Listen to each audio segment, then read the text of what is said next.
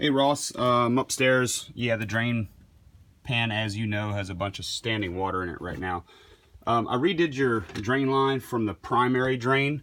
The path was taking the overflow right here down into the drain pan. The gurgling sound that you heard was air trying to be sucked in through the pipe with the blower motor while water was leaving out of it.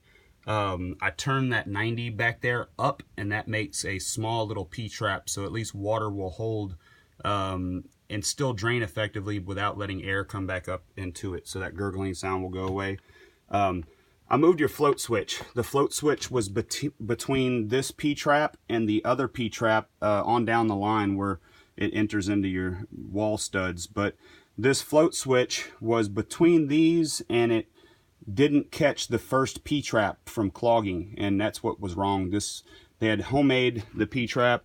It's a P-trap, but it's got a bunch of sharp edges in it, and the clogs really like to fill that. So I put the correct type, the smooth P-trap. I put a T right here. This always stays capped, but if you ever need to route it out with like a drain snake, you can come in straight from the top and just clean that out yourself.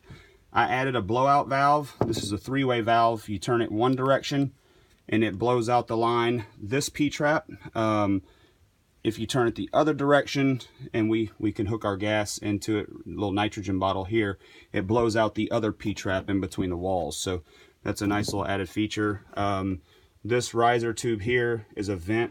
It will always stay uncapped, just for future reference. You can put bleach down either of these risers twice a year to clean out these lines. If you know, in the wintertime when we don't use the AC that much, this P-trap has standing water in it, and that forms an algae in the bottom of this thing, and it clogs up, and that's why it was taking the other route and over through the emergency drain pan. You shouldn't have the problem now. The float switch should catch both traps. If either of the two clog, this float switch will rise.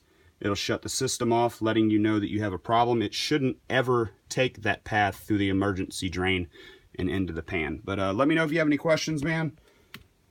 I'm about to turn the system back on and just double check everything before I leave. Thanks a lot, man.